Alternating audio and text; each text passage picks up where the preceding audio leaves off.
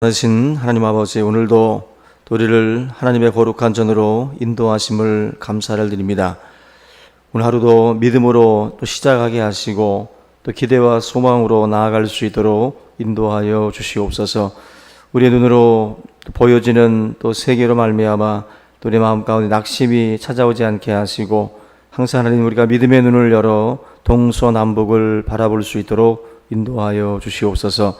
이 시간도 우리를 말씀으로 새롭게 하시고 오늘 하루도 하나님의 능력 가운데에 또 시온의 대로가 열릴 수 있도록 인도해 주시옵소서. 아버지 하나님, 가정마다 직장마다 또 하나님 일들마다 또 계획마다 주님 함께하여 주셔서 주님이 동행하는 걸음이 되게 하시고 날마다 하나님의 인도하심을 받는 또 거룩한 삶이 될 수 있도록 역사하여 주시옵소서. 오늘도 성령으로 충만케 하여 주시고 성령의 인도하심을 받아 항상 하나님 앞에 영광을 돌리는 귀한 삶이 될 수 있도록 축복하여 주시옵소서. 감사하고 예수님의 이름으로 기도하옵나이다. 아멘. 우리 하나님 말씀 마태복음 우리 25장, 마태복음 25장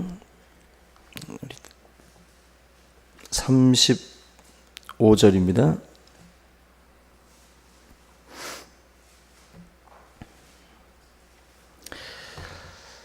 마태복음 25장 35절.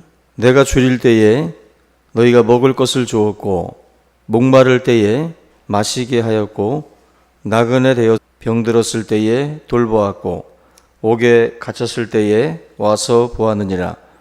이에 의인들이 대답하여 이르되 주여, 우리가 어느 때에 주께서 줄이신 것을 보고 음식을 대접하였으며 목마르신 것을 보고 마시게 하였나이까? 어느 때에 나그네 되신 것을 보고 영접하였으며 헐 벗으신 것을 보고 옷 입혔나이까? 어느 때에 병드신 것이나 옥에 갇히신 것을 보고 가서 배웠나이까? 하리니. 아멘.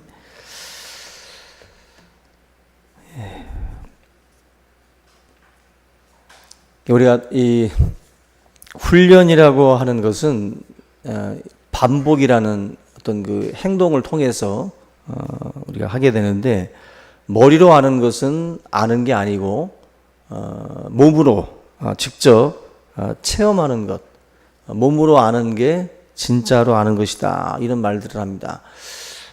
몸이 알게 될 때까지는 실제적으로 아는 게 아니라는 거죠. 우리가 어떤 이론적으로 머릿속에 어떤 지식을 넣는다고 해서 그걸 우리가 안다고 하면 안 되고, 우리의 몸으로, 우리 행동으로 자연스럽게 나올 때 그걸 우리가 안다. 어떤 그 단순히 어떤 그 머릿속에 채워지는 지식의 어떤 그 알미 아니라 몸으로 아는 것을 진정으로 안다라고 말씀을 합니다. 김연아 선수도 우리가 트리플 악셀이라고 해서 이런 어떤 고난도 기술들을 자기의 것으로 삼을 때 반복된 그런 훈련을 통해서 자기의 몸으로 어떻게 보면은 자연스럽게 나올 때까지 수만 번을 반복을 했을 겁니다.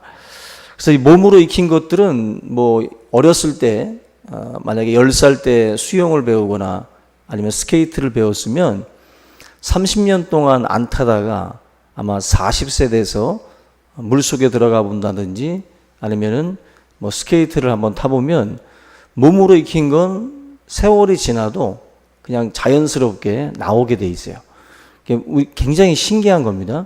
몸이라고 하는 것이 익혀지게 되면 자기도 모르게 그냥 그 자연스럽게 그 자세와 그 행동들이 그냥 나온다는 것입니다. 이렇게 하고 저렇게 해야지가 아니라 머릿속에서 우리가 A 다음엔 B고 B 다음엔 C고 이게 아니죠. 우리가 걸음걸이를 걸어갈 때도 저와 여러분들이 오른손이 나갈 때 뭐가 나가죠? 왼발이 나가죠. 그죠? 왼손이 나갈 때는 오른발이 나가고. 그죠?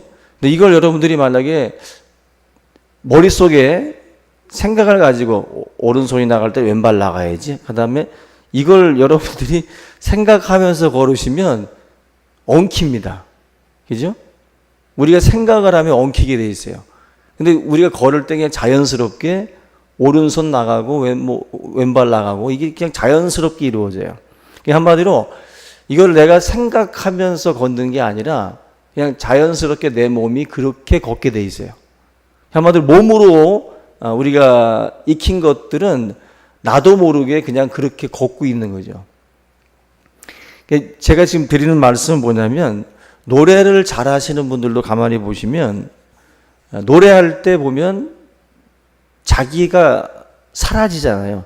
깊이 빠져가지고 바이올린을 켜는 분들도 보면은 바이올린을 켤 때 이 사람이 누구를 의식하고 아니면 자기가 이거 다음에 이거 누르고 저거 다음에 저거 눌러야지 하면서 이렇게 초보들이 마치 바이올린들 잡을 때 보면은 막 여기도 보고 저기도 보면서 막 잡잖아요.